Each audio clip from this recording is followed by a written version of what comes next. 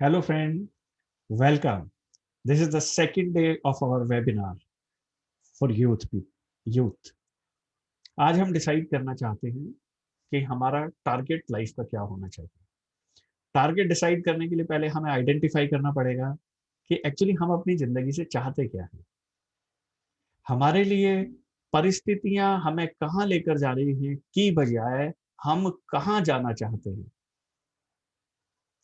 तो कहाँ जाना चाहते हैं डिसाइड करने के लिए हमें अपनी लाइक्स और डिसलाइक दोनों चीजों को आइडेंटिफाई करना पड़ेगा।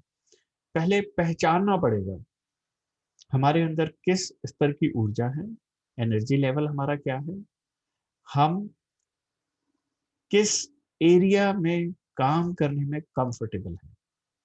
देखिए, इसको आइडेंटिफाई करने के लिए हम ऐसा करते हैं कि हम एक लिस्ट बनाते हैं।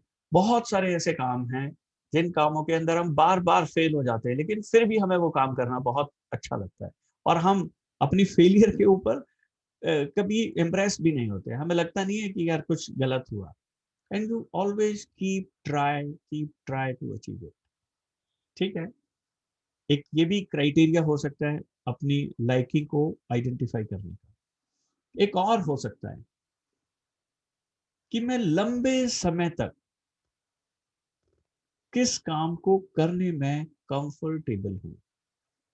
इसके लिए हम सहारा लेते हैं अपने रिसोर्सेज का। कम रिसोर्सेज में भी ज्यादा प्रोडक्टिविटी से मैं कौन सा काम कर पाता हूं, ये आपको सेल्फ एनालिसिस करना पड़ेगा। थोड़ी देर मोबाइल को साइड रखें, सारी चीजों को भूल जाएं। 10 मिनट के लिए कमरे में एकांत में पेन पेपर लेकर के बैठें। थोड़ी देर आंख बंद करके यूं ही बैठ जाएं, विचार विहीन। किसी के बारे में मत सोचो, सिर्फ अपने बारे में सोचो।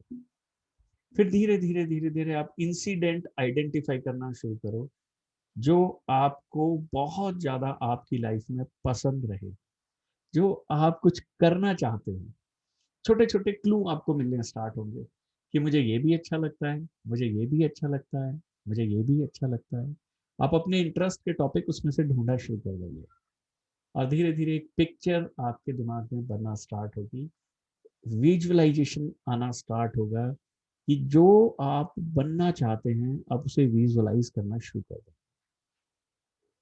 आप पहचान जाएंगे एक दो सिटिंग के बाद कि एक्चुअल आप क्या बनना चाहते हैं।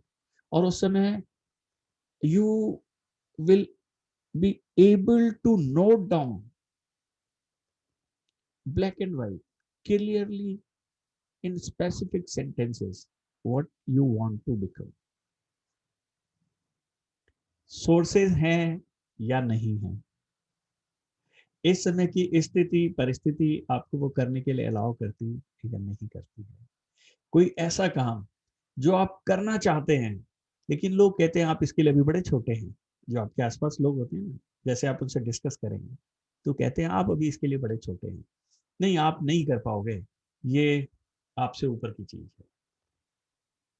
समझ लीजिए वही काम, वही चैलेंज आपके लिए बना है। एक ये भी हो सकता है। ये दो मेजर पॉइंट है डिसाइड करने के लिए। सबसे पहला, बार बार फेल होने के बाद भी आपको कभी ऐसा नहीं लगता कि मैं इसमें फेल हूं। आपको हर बार लगता है कि इस बार अच्छा मैं इसको इस तरीके से करूंगा तो हो जाऊंगा, मैं इस तरीके से करूंगा तो हो जाऊंगा। फेल होने के बाद भी आप बार बार उस काम को करना पसंद करते हैं उसी दिशा में। उसको भी एक ऑप्शन बना करके रखिए। जिस काम को आप करने के बारे में सोचते हैं, मैं पायलट बनूंगा, नहीं नहीं आप नहीं कर पाओगे। वही चैलेंज वही है आपके लिए, उसी को पकड़ो। एक सेकंड ऑप्शन उसको भी रखो। थर्ड, कोई ऐसा व्यक्ति जिसका जीवन स्तर आपको पसंद है। इसमें तीन चीजों का मेजर ध्यान रखना है। एक तो सिद्धांत, नियम, नीति। ये तीन हमारे मुख्य आधार हैं। जब भी हम किसी पर्सनालिटी को पसंद करें, अपना आइडियल माने या उसके जैसा बनना चाहते हैं, तो ये देखें कि वो सिद्धांत, नीति और नियम के ऊपर खड़ा होना चाहिए। अगर जो अनीति से काम करेगा, अनुशासनहीनता से काम करेगा, किसी नियम को नहीं मानेगा, थोड़े ही दिनों में उसका फॉल आ जाएगा। बहुत बड़े बड़े इंडस्ट्रियलिस्ट फेल हो गए, जिनके कभी नाम होते थे, इतने बड़े बड़े ब्रांड फेल हो गए, इतनी बड़ी बड़ी पर्सनालिटी डिक्लाइन हो गई, इंडस्ट्री गिर गई, राजे महाराजे लुट गए अपने जीवन काल में, जिन्होंने नीति, नियम और सिद्धांतों को नहीं माना। तो इसलिए कभी भी ये डिसाइड करते हुए अपने आइडियल को ये जरूर मान के चलना